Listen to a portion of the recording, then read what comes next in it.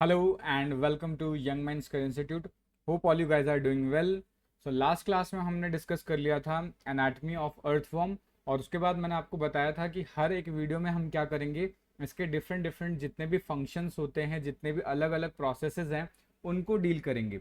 तो आज के वीडियो में हम डील करने वाले हैं डाइजेशन इन अर्थवर्म, कि अर्थवर्म के अंदर डाइजेशन किस तरीके से होता है। ये सारा का सारा आज हम बहुत अच्छे से डिटेल में पढ़ने वाले हैं। अगर आप मेरे चैनल पे नए हैं तो चैनल को ज़रूर लाइक कर लीजिए, सब्सक्राइब कर लीजिए, अपने दोस्तों के साथ इसको शेयर कर लीजिए। और जो भी आज हम यहाँ पे पीडीएफ डेवलप करेंगे उनको आप डायरेक्टली मेरे टेलीग्राम चैनल से डाउनलोड कर सकते हैं। तो ज़्यादा टाइम वेस्ट नहीं करते हैं, डायरेक्टली मूव करते हैं अपने टॉपिक पे। तो आज है डाइजेशन इन अर्थवर्म। अर्थवर्म एक डेट्रीवोर होता है। डेट्रीवोर का मतलब क्या है, इसको हम बोल सकते हैं डेट्रीवोर। डेट्रीवोर्स, डेट्रीवोर्स का मतलब क्या होता है, ऐसे ऑर्गेनिज्म जो डेड और डिकेइंग मटेरियल को फीड करते हैं। ठीक है, फीड्स ऑन, ये क्या करता है, feeds on dead and decaying matter, dead and decaying materials. यानी ये क्या है, अपने फूड के लिए डेड और डिकेइंग मटेरियल पे डिपेंड रहता है, इसलिए इसको हम क्या बोलते हैं, डेट्रीवोर्स बोलते हैं। तो अगर हम बात करें यहाँ पे फूड एंड फीडिंग मैकेनिज्म, तो अर्थवर्म क्या है, ये फीड करता है डेड ऑर्गेनिक मैटर पे। तो डेड ऑर्गेनिक मैटर पे फीड करता है, इसलिए इसको हम क्या बोलते हैं, डेट्रीवोर। इसको क्या बोलेंगे, डेट्रीवोर्स। यानी ये dead and decaying organic matter पे डिपेंड करता है, जिसके अंदर पर्टिकुलरली इन्वॉल्व होता है आपका वेजिटेशन। वेजिटेशन जैसे कि लीव्स हो गए, यानी डेड डिकेइंग लीव्स हो गया, ग्रासेस हो गए, सीड्स हो गए, एल्गी हो गया। और साथ के साथ क्या होगा, ये सॉइल को भी इनगल्फ करता है या सॉइल को भी खाता है। तो डेड डिकेइंग ऑर्गेनिक मटेरियल के अलावा ये क्या होगा, सॉइल को भी इन्वॉल्व करता है अपने फूड के अंदर। ओके, नेक्स्ट बात करते हैं, जो यहाँ पे फूड का डाइजेशन होता है, या आप बोल सकते हैं फूड बॉडी के अंदर किस तरीके से आता है, पहले उसको समझते हैं। जनरली अगर आप ये देखें तो अर्थवर्म क्या होता है, अर्थवर्म का जो अपर वाला पार्ट है उसको हम क्या नाम देते हैं, वो माउथ होगा। और सबसे लोअर वाला एंड जो पोस्टीरियर एंड होगा वो आपका टेल या फिर पाइजीडियम बोलते हैं, या एनस वाला पार्ट हो गया इसका। तो जनरली जो अर्थ का जो अर्थवर्म का जो माउथ होता है वो प्रोट्रूडिंग टाइप का होता है। प्रोट्रूडिंग टाइप का मतलब क्या है, जो आगे पीछे कर सकता है। तो अर्थवर्म क्या करता है, फूड को इंजेस्ट करता है। इंजेशन का मतलब क्या है, फूड को बॉडी के अंदर लेना, या बोल सकते हैं मेन एलिमेंट्री कैनाल के अंदर लेने का काम। तो अर्थवर्म क्या करता है, फूड को इंजेस्ट करता है by the pumping action of the pharynx. ये इंपॉर्टेंट है, फेरिंग्स के पंपिंग एक्शन के ऊपर। जैसे हार्ट हमारा पंप करता है आगे पीछे, वैसे क्या होगा, यहाँ पे जो फेरिंग्स है, ये फेरिंग्स क्या है, आगे और पीछे की तरफ इस तरीके से मोशन कर सकते हैं। तो जब ये आगे पीछे मूव करेंगे तो इसका जो अपर वाला पार्ट है माउथ का, वो क्या होगा, वो आगे और पीछे की तरफ मूव करेंगे। सपोज करो ये एक मिट्टी का ढेर है, या बोल सकते हैं ये एक डेड ऑर्गेनिक सब्सटेंस का एक पूरा का पूरा, यहाँ पे मान लो कि एक पूरा स्टोरेज है। तो अगर यहाँ पे अर्थवर्म है तो अर्थवर्म का जो माउथ है, वो माउथ क्या होगा, इस तरीके से आगे की तरफ जाएगा, और आगे की तरफ जाके इसको उसको डायरेक्टली कैप्चर करेगा, और कैप्चर करने के बाद फिर से वो पीछे की तरफ जाएगा। तो जो भी डेड ऑर्गेनिक मटेरियल है वो पहले यहाँ से कैप्चर करेगा, कैप्चर करने के बाद फिर से वो पीछे की तरफ चला जाएगा, और जाने के बाद पूरा का पूरा फूड क्या है, उसके माउथ के अंदर आ जाता है। तो यही लिखा है कि जो अर्थवर्म है फूड को इंजेस्ट करता है by the pumping action of pharynx. Pharynx आगे पीछे मूव करेगा, जिसके वजह से जाके माउथ से वो क्या करेगा, फूड को कैप्चर करेगा, और करने के बाद तुरंत उसको पीछे खींच लेगा।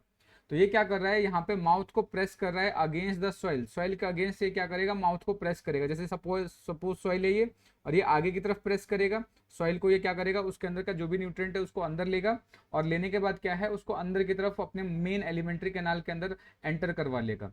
तो ये क्या है, it presses the mouth against the soil and due to the contractile sucking action, यानी सकिंग एक्शन जो ये इसके एलिमेंट्री कैनाल के अंदर जो सकिंग एक्शन है, उसकी वजह से ये क्या करता है, जितने भी फूड है उसको या उसके फ्रेगमेंट्स है उसको अपने बक्कल कैविटी या बक्कल चैम्बर के अंदर लाके रख लेता है। यानी आगे की तरफ जाएगा, फूड को कैप्चर करेगा, फिर से दोबारा वो माउथ अंदर की तरफ आएगा, और जैसे फूड अंदर आएगा, आने के बाद वो माउथ से कहाँ पे फूड एंटर करता है, बक्कल चैम्बर के अंदर आता है। ठीक है, और ये जो इस तरीके का मोशन हो पा रहा है, यानी ये जो आगे पीछे जो प्रोट्रूडिंग मोशन हो रहा है, या बोल सकते हैं ये इस तरीके का जो मोशन हो रहा है आगे पीछे जाने वाला, ये मोशन क्यों हो पा रहा है, बिकॉज ऑफ कि अर्थवर्म के अंदर मसल्स प्रेजेंट होते हैं, मसल्स फाइबर प्रेजेंट होते हैं।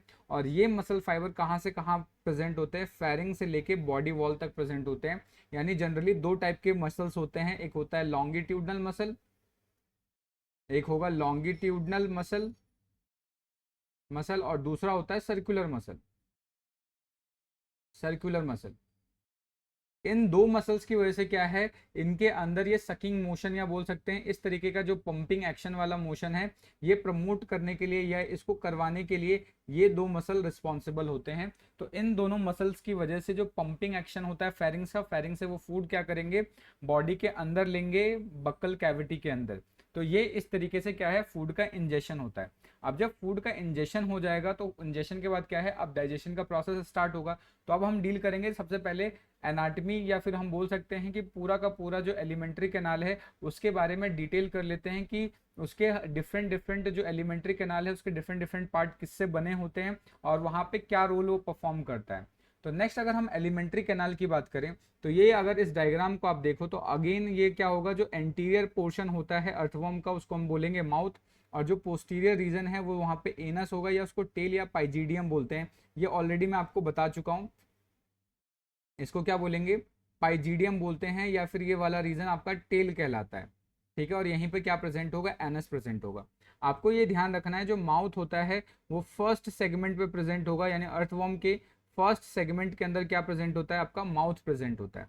अब यहाँ से माउथ से क्या होगा, फूड एंटर करेगा, माउथ के बाद क्या आता है आपका बक्कल कैविटी आ जाएगा या बक्कल चैम्बर, उसके बाद फेरिंग्स आ जाएगा। ठीक है, ये फेरिंग्स बक्कल चैम्बर, उसके बाद नीचे क्या आ जाएगा आपका सिंपल छोटा सा पार्ट ईसोफेगस, फिर गिजार्ड आ जाएगा, स्टमक रहेगा, उसके बाद इंटेस्टाइन होगा। ये सारे डिफरेंट डिफरेंट ऑर्गन है और लास्ट में क्या है, फूड एनएस के थ्रू बाहर जाता है। तो अब हम क्या करने वाले हैं, इन सारे स्ट्रक्चर्स को डिटेल में पढ़ेंगे यहाँ पे। तो अगर हम बात करें एलिमेंट्री कैनाल, तो जो अर्थवर्म का एलिमेंट्री कैनाल होता है वो कंप्लीट टाइप का होता है। कंप्लीट टाइप का मतलब क्या है कि आगे यहाँ पर बॉडी के अंदर एनस होगा, सॉरी आगे क्या होगा, माउथ होगा। फर्स्ट वाला ये एंटीरियर रीजन क्या होगा, एंटीरियर आपका माउथ होगा, माउथ से ओपनिंग होगी, और पोस्टीरियर रीजन क्या होगा, पोस्टीरियर रीजन में एनस होगा। अगर दो टाइप की ओपनिंग होती है, माउथ और एनस दोनों ही प्रेजेंट है, तो इस तरीके के एलिमेंट्री कैनाल को हम क्या बोलते हैं, complete type of alimentary canal बोलेंगे। यानी माउथ और एनस दोनों के प्रेजेंस को हम क्या बोलेंगे, कंप्लीट टाइप का। ठीक है, उसके बाद जो एलिमेंट्री कैनाल होता है इसका बिल्कुल एक स्ट्रेट ट्यूब लाइक होता है, जो कि पूरे entire length of the body में फैला हुआ होता है, यानी पूरे बॉडी के अंदर ये प्रेजेंट होगा। ऐसा नहीं कि किसी एक पर्टिकुलर पार्ट तक ही प्रेजेंट होगा, entire length of the body में क्या होगा, स्प्रेड होगा, यानी पूरे बॉडी में प्रेजेंट होगा। एंटीरियर रीजन को हम क्या बोलेंगे, माउथ बोलेंगे, पोस्टीरियर रीजन को हम क्या बोलेंगे, एनस बोलेंगे, जो ऑलरेडी हम डिस्कस कर चुके हैं। अगर हम बात करें यहाँ पे अर्थवर्म का जो एलिमेंट्री कैनाल है उसको हमने डिवाइड कर रखा है, बक्कल कैविटी है, इसको बक्कल चैम्बर भी बोल सकते हैं, फेरिंग्स हो गया, बक्कल कैविटी या बक्कल चैम्बर, फेरिंग्स हो गया, ईसोफेगस हो गया, गिजार्ड हो गया, स्टमक हो गया, और इंटेस्टाइन हो गया। तो ये क्या है, इन डिफरेंट डिफरेंट पार्ट्स में हमने अर्थवर्म के एलिमेंट्री कैनाल को डिवाइड कर रखा है। किस किस में, buccal cavity, pharynx, oesophagus, gizzard, stomach और इंटेस्टाइन। तो अब हम क्या कर रहे हैं, वन बाय वन इन सबको डिटेल कर लेते हैं। तो अगर हम बात करें सबसे पहले बक्कल कैविटी की, तो बक्कल कैविटी के ऊपर क्या होगा, क्रिसेंट्रिक माउथ होगा। क्रिसेंट्रिक माउथ का मतलब क्या होता है, चांद के शेप का इस तरीके का माउथ होता है, जो कि वेंट्रल पोजीशन पे सिचुएटेड होता है या वेंट्रल पॉइंट पे सिचुएटेड होगा, किसके, प्रोस्टोमियम के।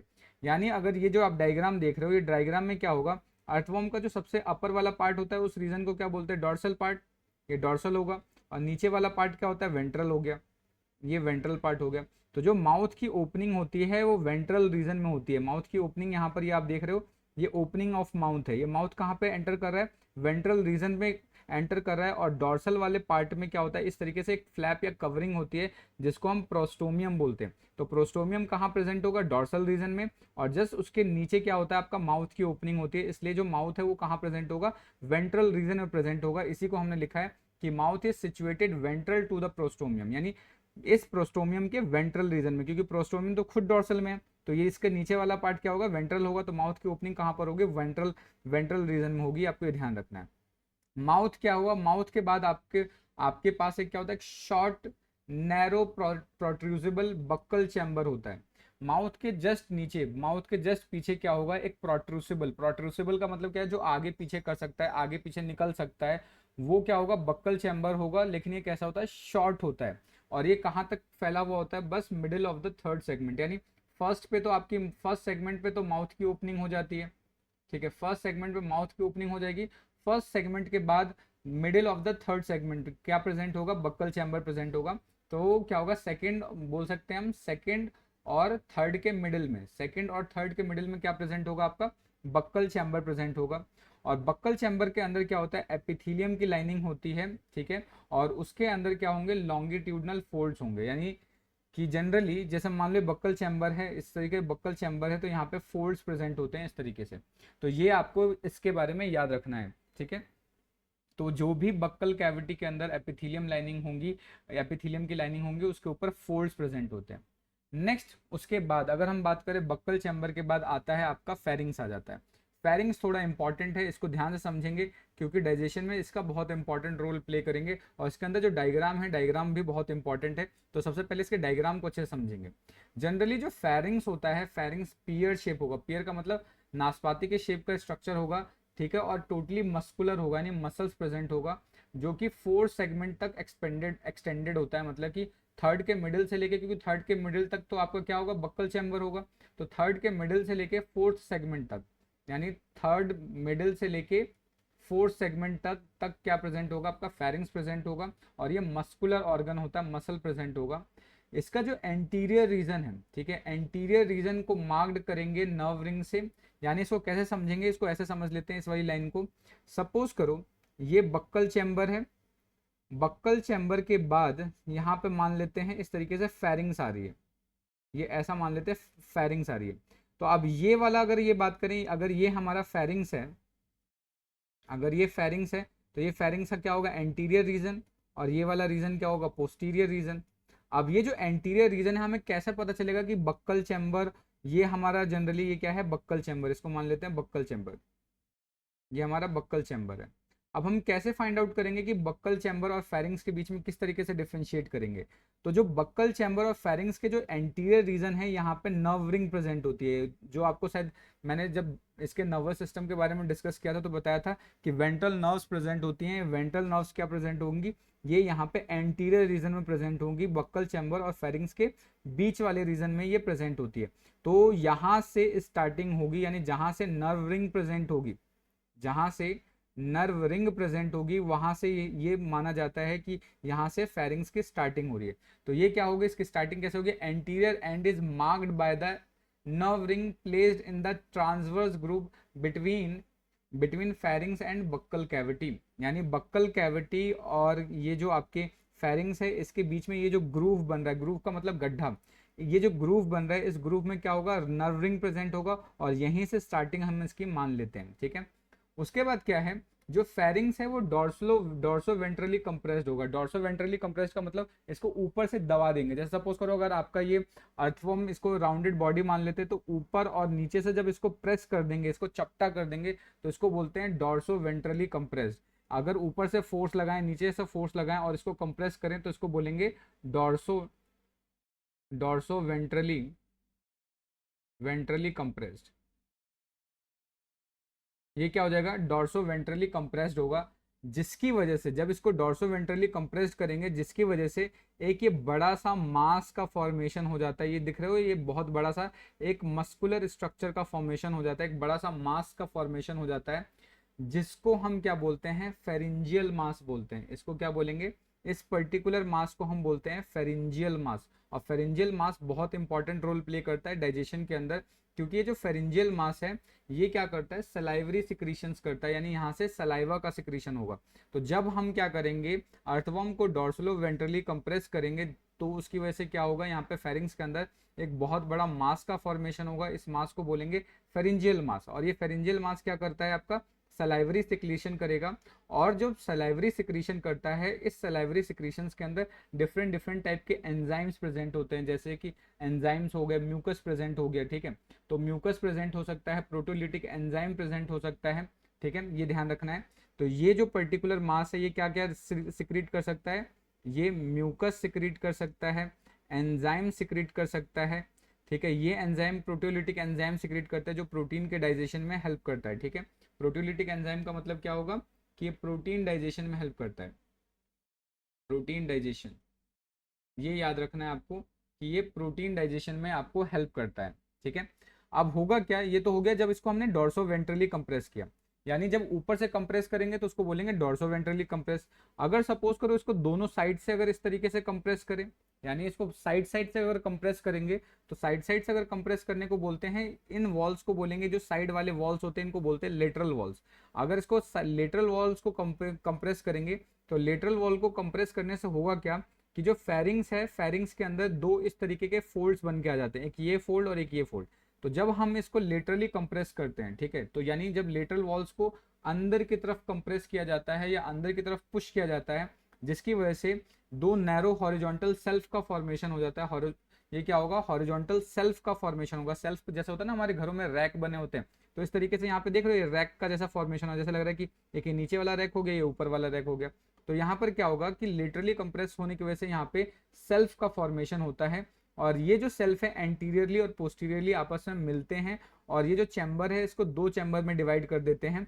जो अपर वाला चैम्बर है, ये जो चैम्बर खाली बना है, ये ध्यान रखना है कि लेटरल वॉल के कंप्रेशन से, लेटरल वॉल को पुश करने से यहाँ पे दो इस तरीके से सेल्फ का फॉर्मेशन हो जाता है, और ये सेल्फ एंटीरियरली और पोस्टीरियरली डिवाइड करते हैं फेरिंजियल कैविटी। ये जो खाली स्पेस है, इस खाली स्पेस को बोलते हैं फेरिंजियल कैविटी। फेरिंजियल कैविटी को दो चैम्बर्स में डिवाइड करता है। ये जो अपर वाला चैम्बर है जिसको हम बोलेंगे सलाइवरी चैम्बर, और नीचे वाला जो चैम्बर है इसको बोलते हैं वेंट्रल चैम्बर। अपर वाला जो चैम्बर है उसको क्या बोलेंगे, सलाइवरी चैम्बर, और नीचे वाले चैम्बर को बोलेंगे वेंट्रल चैम्बर। तो होगा क्या, जब अभी हम इसके फिजियोलॉजी ऑफ डाइजेशन पढ़ेंगे तब इसको समझेंगे कि जब यहाँ से जनरली वेंट्रल वाले पार्ट से फूड जा रहा होता है नीचे की तरफ, तो उस कंडीशन में क्या होगा कि जो फेरिंजियल मास है ये यहाँ से क्या करता है, एंजाइम सिक्रीट करता है, म्यूकस सिक्रीट करता है, जो फूड को क्या कर देता है, लुब्रिकेट करने का काम करता है। तो सलाइवरी चैम्बर से एंजाइम्स और म्यूकस रिलीज होके ये आपके वेंट्रल चैम्बर की तरफ एंटर करता है। ठीक है, तो ये ध्यान रखना है। तो ये सेल्स क्या करेगा, एंटीरियरली पोस्टीरियरली डिवाइड होगा, फेरिंजियल कैविटी को दो पार्ट में डिवाइड करेगा। डॉर्सल वाला पार्ट क्या होगा, यानी अब डॉर्सल का मतलब अपर वाला पार्ट, अपर वाला पार्ट होगा सलाइवरी चैम्बर, और नीचे या वेंट्रल चैम्बर कैसा होगा, कंडक्टिंग चैम्बर बोल सकते हैं, या इसको वेंट्रल चैम्बर भी बोल सकते हैं। तो अपर वाला सलाइवरी और नीचे वाला वेंट्रल या कंडक्टिंग चैम्बर होगा। नेक्स्ट अब बात करते हैं, पैरिंग्स के बाद आता है ईसोफेगस। ईसोफेगस क्या होगा, एक short narrow thin wall tube होती है, short narrow thin wall tube होगी जो कि 7 सेगमेंट तक एक्सटेंडेड होती है। ध्यान रखना है, यहाँ पे ऐसे ज्यादा कुछ हमें डील नहीं करना है। जस्ट क्या होगा, ईसोफेगस के बाद ईसोफेगस मॉडिफाइड हो जाता है, मॉडिफाइड हो जाता है एक prominent oval hard structure, thick walled structure, जिसको हम गिजार्ड बोलते हैं। तो अगर मैंने यहाँ पे ये जो सेक्शन देख रहे हो, जो डायग्राम देख रहे हो, ये टीएस है, ये टीएस है। टीएस का मतलब क्या है, ट्रांसवर्स सेक्शन है, हमने ट्रांसवर्स सेक्शन का ले रखा है यहाँ पे इंटेस्ट, या बोल सकते हैं कि गिजार्ड का ये टीएस है। तो अगर अंदर की तरफ अगर हम इसको स्ट्रक्चर की तरफ देखते हैं तो ये क्या होगा, थिक स्ट्रक्चर होगा। ये ध्यान रखना है, ये ध्यान रखना है कि अंदर से जो ये गिजार्ड है, अंदर से इसके ऊपर टफ क्यूटिकल प्रेजेंट होता है, यानी जो सबसे आउटर लेयर होता है ये यहाँ पे क्यूटिकल प्रेजेंट होगा। क्यूटिकल क्यों प्रेजेंट होता है, क्योंकि गिजार्ड का काम क्या होगा, फूड को ग्राइंड करने का, फूड को पल्वराइज करने का। पल्वराइज का मतलब क्या है, फूड को अच्छे से पीसने का काम किसका होता है, ये आपका गिजार्ड का होता है। ठीक है, और ये आपके 8 सेगमेंट पे प्रेजेंट होगा। उसके बाद ये ध्यान रखना है, प्रोमिनेंट ओवल हार्ड होता है और थिक वॉल्ड मस्कुलर स्ट्रक्चर होता है। ठीक है, ये ध्यान रखना है। उसके बाद जनरली इस पर्टिकुलर गिजार्ड के अंदर आपका सिर्फ और सिर्फ सर्कुलर मसल प्रेजेंट होता है, लॉन्गिट्यूडनल मसल फाइबर एब्सेंट होता है। ये ध्यान रखना है आपको, ये बहुत इंपॉर्टेंट पॉइंट है, इस पे क्वेश्चन बन चुका है। तो गिजार्ड के अंदर आपका सिर्फ सर्कुलर मसल फाइबर प्रेजेंट होता है, longitudinal muscle fibre absent present होगा। ठीक है, और मेन काम क्या होता है गिजार्ड का, फूड को ग्राइंड करने का। ठीक है, ये क्या करेगा, helps in grinding the food, food को ग्राइंड करने का काम ये करता है। नेक्स्ट बात करते हैं, आपके गिजार्ड के बाद आ जाता है स्टमक। ठीक है, तो अगर स्टमक की बात करें तो स्टमक आपका फैला हुआ होता है या प्रेजेंट होता है 9 to 14 सेगमेंट के अंदर, और स्टमक के दोनों ही एंड पे स्फिंक्टर्स प्रेजेंट होते हैं। स्फिंक्टर्स का मतलब क्या होता है, सपोज करो ये स्टमक है, ठीक है, तो इस स्टमक के इस एंट्रेंस पे और इस एग्जिट पे दोनों ही क्या प्रेजेंट होते हैं, स्फिंक्टर्स प्रेजेंट होते हैं। ये स्फिंक्टर्स का काम क्या होता है, स्फिंक्टर्स का काम होता है फूड को रीगर्जिटेट होने से बचाना। रीगर्जिटेट का मतलब क्या है, फूड के बैक फ्लो को रोकना। अगर सपोज करो फूड यहाँ से स्टमक से इंटेस्टाइन में चला गया है तो ये दोबारा से स्टमक में नहीं आ सकता, या फिर अगर हम बात करें यहाँ से ईसोफेगस इसके अंदर एंटर कर रहा है तो दोबारा से ईसोफेगस में ना चला जाए। ये काम किसका होता है, ये स्फिंक्टर का काम होता है, इसको प्रोटेक्ट करता है। ठीक है, जनरली ये क्या होंगे, इसके जो वॉल्स होते हैं हाईली वेस्कुलर होते हैं, ग्लैंडुलर होते हैं, ग्लैंडुलर का मतलब क्या है कि ये यहाँ पे एंजाइम्स का सिक्रीशन करेंगे, ठीक है। और अंदर की तरफ क्या होगा, इसके अंदर ट्रांसवर्स फोल्ड होंगे, यानी इंटेस्ट मतलब जो स्टमक है, स्टमक के अंदर फोल्ड्स प्रेजेंट होते हैं, सो दैट कि वो डाइजेशन में प्रॉपर हेल्प कर सके और साथ के साथ एंजाइम्स की मिक्सिंग में हेल्प कर सके। नेक्स्ट बात करते हैं इंटेस्टाइन।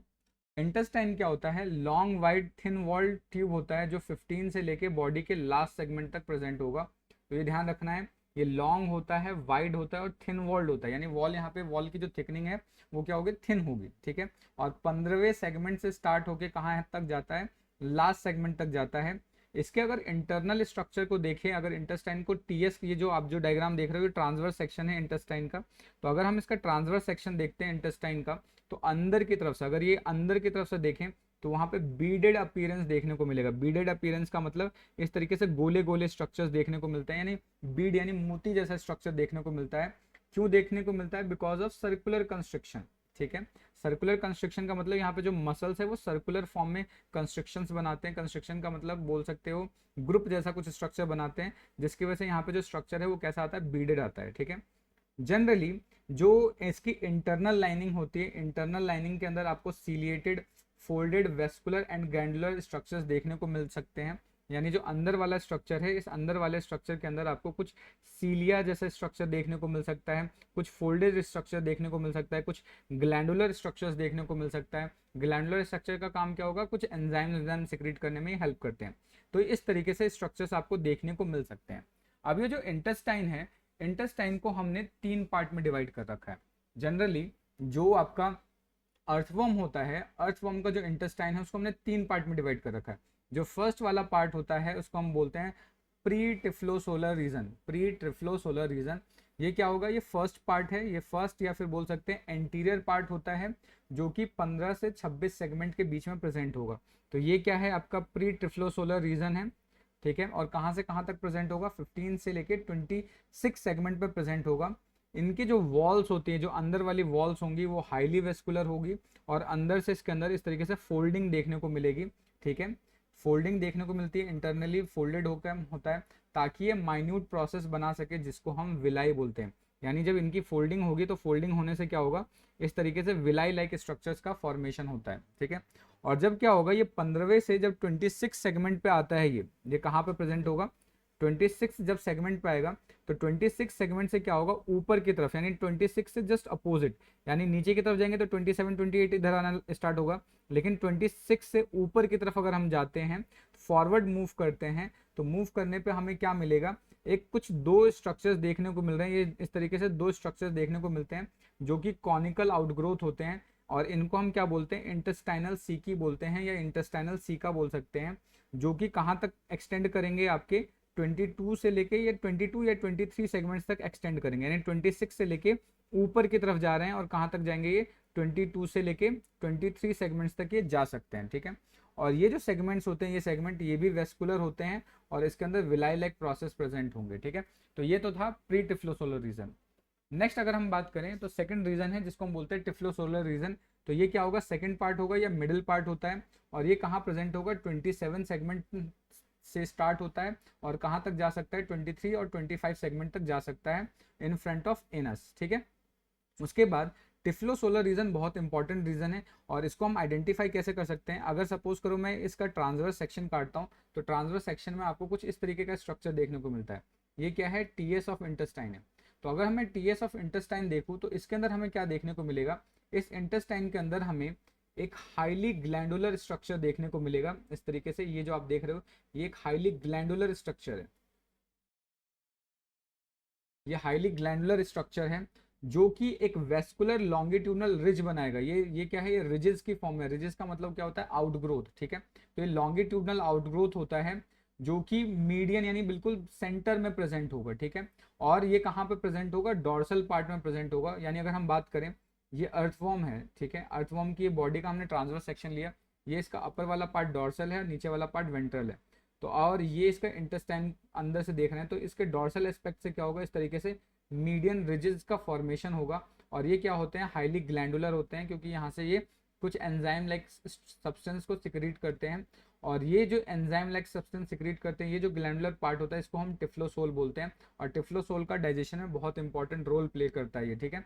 तो क्या होगा, टिफ्लोसोलर रीजन कैसे देखने को मिलेगा, इंटेस्टाइन का अगर हम ट्रांसवर्स सेक्शन लेते हैं तो डॉर्सल पार्ट से क्या होगा, एक इस तरीके का आउटग्रोथ देखने को मिलेगा जिसको बोलते हैं लॉन्गिट्यूडनल रिज देखने को मिलेगा, जो कि क्या होगा, हाईली ग्लैंडुलर नेचर का होगा, जिसको हम टिफ्लोसोल बोल रहे हैं, ठीक है। डाइजेशन में बहुत इंपॉर्टेंट रोल प्ले करेगा, ये ध्यान रखना है आपको। नेक्स्ट बात करते हैं पोस्ट टिफ्लोसोलर रीजन। ये जो पोस्ट टिफ्लोसोलर रीजन है, ये क्या है आपका, थर्ड या लास्ट पार्ट होगा, जिसको हम रेक्टम भी बोलते हैं, और ये कहाँ प्रेजेंट होगा, 23 से 25 सेगमेंट के अंदर प्रेजेंट होगा। जनरली इसको अंदर से अगर देखें तो इसके अंदर क्या होगा, प्रेजेंस होगा लॉन्गिट्यूडनल फोल्ड्स का, यानी जनरली ये जो लास्ट वाला पार्ट है टिफ्लोसोलर पोस्ट टिफ्लोसोलर रीजन, यहाँ पर क्या प्रेजेंट होगा, लॉन्गिट्यूडनल फोल्ड्स प्रेजेंट होगा, और ये बाहर की तरफ ओपन होता है थ्रू एनस के, ठीक है। या जो बोल सकते हैं पोस्ट टिफ्लोसोलर रीजन की जो एंडिंग होती है वो किसके थ्रू होती है, एनस के थ्रू होती है, तो इसमें आपको इतना ही याद रखना है। नेक्स्ट अब बात करते हैं हिस्टोलॉजी। हिस्टोलॉजी का मतलब क्या होता है, स्टडी ऑफ टिश्यू। हिस्टोलॉजी का मतलब क्या होगा, स्टडी ऑफ टिश्यू। तो अब हम कर क्या रहे हैं, ये जो हमारा एलिमेंट्री कैनाल है, एलिमेंट्री कैनाल के अंदर कौन कौन से टिश्यू के लेयर हैं, पहला कौन सा टिश्यू का लेयर होता है, अंदर कौन सा होता है, बाहर कौन सा होता है, तो हम उसके अंदर जो टिश्यू के लेयर्स हैं उनको डील करने की कोशिश करते हैं, ठीक है। तो जनरली जो हमारा एलिमेंट्री कैनाल होता है अर्थवॉर्म का, उसके अंदर आपको 4 लेयर्स देखने को मिल जाते हैं। पहले लेयर को बोलते हैं पेरिस्टोमियम। अब ये ध्यान रखना है, ये हम क्या कर रहे हैं, कैविटी से अंदर की तरफ जा रहे हैं। सपोज करो ये हमारी क्या है, ये कैविटी है, ठीक है, ये कैविटी है। कैविटी से हम क्या कर रहे हैं, इधर से कैविटी से अंदर की तरफ जा रहे हैं, तो जो सबसे पहला रीजन जो आप एनकाउंटर करोगे दैट इज योर पेरिटोनियम, ठीक है। ये वाला जो सबसे पहला रीजन इनकाउंटर करेंगे ये क्या है आपका, पेरिटोनियम होगा, ठीक है। तो ये क्या है, हमारा आउटर मोस्ट लेयर होगा, ठीक है। और इसके अंदर क्या होंगे, tall and narrow cells present होंगे। यहाँ पर क्या प्रेजेंट होते हैं, टॉल और नैरो सेल्स प्रेजेंट होंगे, ये ध्यान रखना है। जनरली इंटेस्टाइन और समटाइम स्टमक, अगर हम बात करें इंटेस्टाइन और कभी कभी स्टमक के अंदर, ये जो पेरिटोनियम वाली लेयर है इसके अंदर कुछ येलो रिफ्लेक्टाइल ग्रेन्यूल्स प्रेजेंट होते हैं, जिनको हम क्लोरागोगन सेल्स बोलते हैं। तो ये याद रखना है कि इंटेस्टाइन में तो प्रेजेंट होंगे ही होंगे, लेकिन कभी कभी आपको स्टमक में भी देखने को मिल जा सकते हैं। बीच बीच में क्या होंगे, कुछ येलो रिफ्लेक्टाइल ग्रेन्यूल्स देखने को मिलते हैं, जिनको क्लोरागोगन सेल्स बोलते हैं। अब क्लोरागोगन सेल्स की क्या है कि जो अभी फंक्शनिंग है, इसको बहुत सारी कंट्रोवर्सीज हैं, कोई प्रॉपर फंक्शंस नहीं है, बट हम आर एल कोटपाल के अकॉर्डिंग चलेंगे तो यहाँ पर क्या है कि जो इसका मेन फंक्शन है, जो यहाँ पे क्लोरागोगन सेल्स हैं उनका जो मेन फंक्शन है वो स्टोरेज की तरह यूज किया जाता है, यानी फूड को स्टोर करने में हेल्प करेगा। साथ के साथ प्रोटीन के डीअमाइनेशन यानी प्रोटीन को ब्रेक करने में हेल्प करता है। साथ के साथ यूरिया फॉर्मेशन में हेल्प करता है, अमोनिया से यूरिया फॉर्मेशन में हेल्प करेगा, और साथ के साथ एक्सक्रीशन में भी हेल्प करता है, ठीक है। अच्छा, आप यहाँ पे एक आपके लिए क्वेश्चन है, ह्यूमंस के अंदर अमोनिया से यूरिया फॉर्म कैसे होता है, उस साइकिल को क्या बोलते हैं। ह्यूमंस के अंदर हमें क्या करना है, अमोनिया से यूरिया बनाना है। तो अमोनिया से यूरिया बनाने के लिए हम जिस साइकिल का यूज करते हैं उस साइकिल को क्या बोलते हैं, और ये प्रोसेस कहाँ होता है, प्लेस कहाँ है होता है, ये आपके लिए क्वेश्चन है जो आप मुझे कमेंट करके बताएंगे। नेक्स्ट बात करते हैं कि आपका जो पेरिटोनियम के जस्ट अंदर वाला, ये अगर बाहर वाला पेरिटोनियम है तो अंदर वाला लेयर, पेरिटोनियम के जस्ट अंदर वाले जो लेयर होता है उसको हम क्या बोलते हैं, मसल लेयर। जस्ट क्या होगा, laying below the peritoneum, peritoneum के जस्ट नीचे वाला लेयर क्या होगा, मसल लेयर होगा। इसका जो आउटर वाला पार्ट है, जो आउटर वाला पार्ट है वो कैसा होगा, लॉन्गिट्यूडनल मसल्स का बना होगा, और उससे जस्ट अंदर वाला जो पार्ट होगा वो सर्कुलर मसल फाइबर से मिलकर बना होगा, ठीक है। उसके बाद क्या होगा, ये जो जनरली ये वेल डेवलप्ड होता है, जो मस्कुलर लेयर है वो वेल डेवलप्ड होगा आपके फेरिंग्स एंड ईसोफेगस में, और ज़्यादा अच्छे से डेवलप नहीं होता है इंटेस्टाइन के अंदर। इंटेस्टाइन के अंदर जो मसल लेयर है वो ज़्यादा वेल डेवलप नहीं होता। गिजार्ड्स के अंदर मैंने पहले ही आपको बताया था, गिजार्ड्स के अंदर अगर यही स्ट्रक्चर गिजार्ड के अंदर देखें तो गिजार्ड के अंदर सर्कुलर मसल तो देखने को मिलेगा, क्या होगा, ये अच्छे से डेवलप्ड होता है, बट लॉन्गिट्यूडनल मसल्स क्या होते हैं, गिजार्ड के अंदर एब्सेंट होंगे। ये जितने भी मसल लेयर आपको यहाँ पे देख रहे हो, चाहे लॉन्गिट्यूडनल मसल हो चाहे सर्कुलर मसल हो, वो सारे के सारे अनस्ट्राइप्ड होते हैं और इनवॉलेंट्री होती है। अनस्ट्राइप्ड का मतलब क्या है, ये सारे के सारे स्मूथ मसल्स होते हैं, ये याद रखना है, ये सारे के सारे क्या होंगे, स्मूथ मसल्स होते हैं, ठीक है। नेक्स्ट बात करते हैं थर्ड लेयर। थर्ड लेयर को हम बोलते हैं एंट्रिक एपिथीलियम। एंट्रिक एपिथेलियम का मतलब क्या होगा, सबसे जस्ट अंदर वाली लेयर, जो कि क्या है, कॉलमनर एपिथेलियम सेल्स की बनी होती है। तो इसकी एक सिंगल रो होती है और जो कि कॉलमनर एपिथेलियम सेल्स की बनी होती है, ठीक है। अब ये जो एंट्रिक एपिथेलियम है ये डिफरेंट डिफरेंट प्लेसेस पे अलग अलग तरीके का रोल प्ले करती है, या इनका जो स्ट्रक्चर होता है अलग अलग होता है। अगर हम रूफ ऑफ फेरिंग्स की बात करें तो जो एंट्रिक एपिथेलियम है वो सीलिएटेड होती है, यानी सीलिया की फॉर्म में प्रेजेंट होती है। स्टमक के अंदर ये जो लेयर होती है वो ग्लैंडुलर फॉर्म में होती है, और वही ये इंटेस्टाइन के अंदर कैसे होगी, एब्जॉर्प्टिव भी होगी और ग्लैंडुलर भी होगी। यानी इंटेस्टाइन के अंदर ये जो लेयर है एब्जॉर्प्शन और सिक्रीशन दोनों का ही काम करेगी, ठीक है। जनरली जो अगर हम बात करें जो एंट्रिक एपिथेलियम है उसके अंदर आपको फोल्ड्स देखने को मिलते हैं, यानी अगर जो हम बोल सकते हैं एंट्रिक एपिथेलियम है वो ईसोफेगस, स्टमक और इंटेस्टाइन के अंदर ये क्या है, फोल्ड्स बनाना स्टार्ट कर देती है। और जो सबसे लास्ट वाली अगर लेयर की बात करें वो क्या होती है, क्यूटिकल होती है। क्यूटिकल हर जगह ज़्यादा प्रेजेंट नहीं होगी, ये बक्कल कैविटी क्या होगा, बक्कल कैविटी में होगा थिन लाइनिंग की फॉर्म में, लेकिन गिजार्ड में क्या होगा, थिक लाइनिंग में होगा। क्यूटिकल कहाँ प्रेजेंट होगा, बक्कल कैविटी में थिन लाइनिंग की फॉर्म में, बट गिजार्ड में थिक लाइनिंग में। तो गिजार्ड में थिक क्यों होगा, बिकॉज यहाँ पे ग्राइंडिंग का काम होता है, ग्राइंडिंग ऑफ फूड यहीं पर होता है। तो फूड की ग्राइंडिंग के लिए क्या करना पड़ेगा, यहाँ पे ऑब्वियस सी बात है क्यूटिकल को हमें थिक रखना पड़ेगा। नेक्स्ट अब बात करते हैं फिजियोलॉजी ऑफ डाइजेशन, यानी कि डाइजेशन किस तरीके से होता है, ठीक है। तो जैसे ही सबसे पहले फूड को हम पंपिंग एक्शन की मदद से माउथ के अंदर लेंगे, तो सबसे पहले क्या होगा, फूड माउथ के अंदर आएगा। माउथ के बाद फूड आपका जाता है बक्कल चैम्बर के अंदर या बक्कल कैविटी के अंदर, बक्कल कैविटी के अंदर जाएगा। अब बक्कल कैविटी के अंदर कोई भी डाइजेशन नहीं होता, ठीक है, ध्यान रखना है, सिंपल थोड़ा बहुत सा ग्राइंडिंग वाइंडिंग होगा, अदरवाइज बक्कल कैविटी के अंदर कोई भी डाइजेशन नहीं होता। अब जब बक्कल कैविटी से फूड आगे की तरफ मूव करता है, ठीक है, बक्कल कैविटी के बाद जब फूड कहाँ जाएगा, फेरिंग्स के अंदर जाता है। फेरिंग्स से कौन से वाले रीजन से जा रहा होता है, वेंट्रल चैम्बर से जा रहा होता है, या बोल सकते हैं कंडक्टिंग चैम्बर से जा रहा होता है। तो इस वाले कंडक्टिंग चैम्बर से फूड क्या होगा, बक्कल कैविटी के बाद फेरिंग्स के अंदर जाएगा। फेरिंग्स से कौन से वाले पार्ट में, कंडक्टिंग चैम्बर, या बोल सकते हैं वेंट्रल चैम्बर, वेंट्रल चैम्बर के अंदर जाएगा। और वेंट्रल चैम्बर के अंदर जब जब जा रहा होगा तो उसी समय ये जो फेरिंजियल मास है, फेरिंजियल मास क्या होंगे, कुछ एंजाइम सिक्रीट करेंगे, और ये एंजाइम्स क्या है, इस फूड के साथ इंटरेक्ट कर लेते हैं, मिक्स हो जाते हैं, जिसके बाद यहाँ पे क्या है, प्रोटीन का डाइजेशन होना स्टार्ट होता है। तो ये क्या होगा कि ये मैं यही लिखा है मैंने कि passing through the ventral conducting chamber फैरिंग of pharynx it meets with the salivary secretion produced by the glandular cells of pharyngeal mass। Pharyngeal mass के अंदर जो भी ग्लैंडुलर सेल्स होते हैं ये क्या करेंगे, कुछ सिक्रीशन करेंगे, कुछ एंजाइम्स लाइवरी सिक्रीशन करेंगे, जो फूड को के थ्रू मिक्स होंगे, और फूड के थ्रू मिक्स होने के बाद क्या होंगे, उसका फूड का डाइजेशन करना स्टार्ट करेंगे। अब ये जो सलाइवरी सिक्रीशन होता है उसके अंदर म्यूसिन प्रेजेंट होता है। म्यूसिन का काम क्या होगा, ये फूड को लुब्रिकेट करता है, यानी फूड को स्मूथ बनाएगा, ठीक है। और साथ के साथ इसके अंदर जो प्रोटीएजेज एंजाइम प्रेजेंट होता है वो फूड के अंदर प्रेजेंट प्रोटीन को डाइजेस्ट करने में हेल्प करेगा, ठीक है। उसके बाद क्या है, food then passes through the oesophagus, food oesophagus में जाएगा, ईसोफेगस के बाद गिजार्ड में जाएगा, गिजार्ड के अंदर फूड की ग्राइंडिंग होगी, फूड को पल्वराइज किया जाएगा और फूड को स्मॉल मासेस की फॉर्म में कन्वर्ट किया जाएगा। स्टमक के अंदर क्या होता है, स्टमक के अंदर एक वाइटिश सिक्रीशन होता है जिसको चौकी सिक्रीशन बोलते हैं, यानी चौक के जैसा सिक्रीशन होता है, जो कि कैल्सीफेरस ग्लैंड से सिक्रीट होता है। और ये कहाँ प्रेजेंट होगा, स्टमक वॉल में, यानी जनरली जब फूड स्टमक से पास आउट हो रहा होगा तो स्टमक वॉल के अंदर कैल्सीफेरस ग्लैंड प्रेजेंट होते हैं, जो कि एक चौकी सेक्रीशन या बोल सकते हैं चौकी या वाइटिश सेक्रीशन करता है, जो कि बेसिक नेचर का होता है। ये कैसा होता है, बेसिक नेचर का होता है। अब क्योंकि ये बेसिक नेचर का है तो ये क्या करेगा, जो सॉइल के अंदर ह्यूमिक एसिड है, जो सॉइल के अंदर ह्यूमिक एसिड है, उस ह्यूमिक एसिड को न्यूट्रलाइज करने का ये काम करता है। उसके बाद अगर हम बात करें जहाँ मेन डाइजेशन अगर होता है कहीं पर, वो कहाँ होगा, इंटेस्टाइन में होगा, इसलिए हम इसको क्या बोलते हैं, प्रिंसिपल साइट ऑफ डाइजेशन। यानी यहाँ पे प्रिंसिपली या बोल सकते हैं मेन का डाइजेशन कहाँ पर होगा, आपके इंटेस्टाइन के अंदर होगा, ठीक है।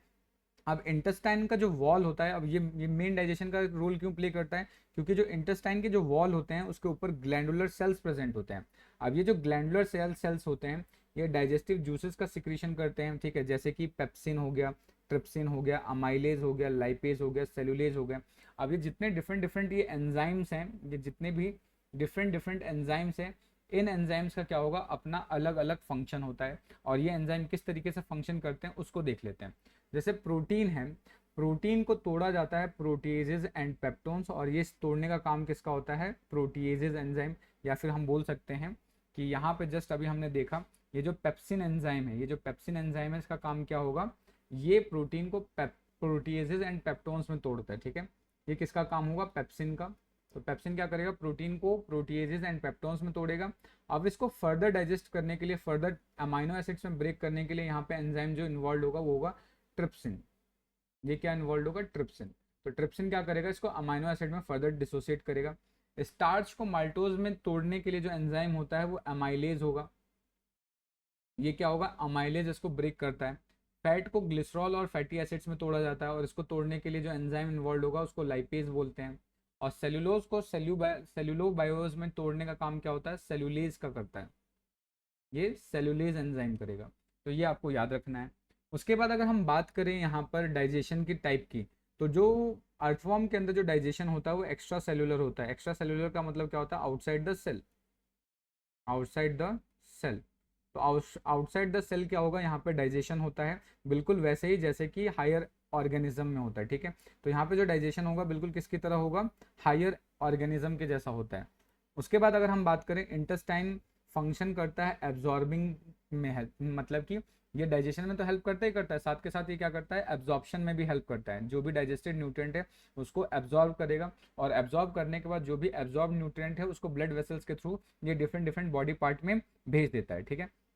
उसके बाद ये जो प्रेजेंस ऑफ टिफ्लोसोल था, जो हमने टिफ्लोसोल पढ़ा था, वो क्या करता है, ये सरफेस एरिया बढ़ा देता है इंटेस्टाइन का, सो दैट कि डाइजेशन भी हो सके और एब्जॉर्प्शन भी हो जाए। तो टिफ्लोसोल की प्रेजेंस से क्या होगा, सरफेस एरिया बढ़ रहा है, और सरफेस एरिया बढ़ने से क्या होगा, डाइजेशन अच्छा होगा, एब्जॉर्प्शन अच्छा होगा। अब जो अनडाइजेस्टेड फूड रह जाता है, अनडाइजेस्टेड फूड को क्या किया जाता है, बॉडी के बाहर निकाला जाता है। और जब वो अनडाइजेस्टेड फूड बॉडी के बाहर निकलता है उसको बोलते हैं वॉर्म कास्टिंग, ठीक है। ये नाम याद रखना, ये इंपॉर्टेंट नाम है। तो जो भी अनडाइजेस्टेड फूड जो बॉडी के बाहर निकलेगा उसको क्या बोलेंगे, वॉर्म कास्टिंग बोलेंगे। अर्थ के अंदर ये जो वॉर्म कास्टिंग है, जो वेस्ट कास्टिंग है, वो स्मॉल पैलेट्स की फॉर्म में निकलते हैं, यानी इस तरीके से छोटे छोटे बॉल्स लाइक स्ट्रक्चर में निकलते हैं। इसको क्या बोलते हैं, स्मॉल पैलेट कास्टिंग बोलते हैं, ठीक है। तो ये पैलेट कास्टिंग्स की फॉर्म में बाहर निकलता है। बट दूसरे ऑर्गेनिज्म की फॉर्म में क्या होगा, इस तरीके से ये कुछ टावर लाइक स्ट्रक्चर्स बना देते हैं, ये टॉल टावर लाइक स्ट्रक्चर्स बना देते हैं। ये आपको ध्यान रखना है। तो ये सारा का सारा था हमारा डाइजेशन इन अर्थवर्म। होप आपको वीडियो अच्छी लगी होगी। कोई डाउट है आपको, कोई चीज़ समझ में नहीं आया, तो you are free to comment, आप कमेंट करके मेरे से पूछ सकते हैं। कोई भी टॉपिक है जिसके ऊपर आपको लगता है कि मुझे वीडियो बनानी चाहिए, आप मुझे वो सजेस्ट भी कर सकते हैं। मिलते हैं नेक्स्ट वीडियो में नेक्स्ट टॉपिक के साथ, तब तक के लिए थैंक यू दोस्तों।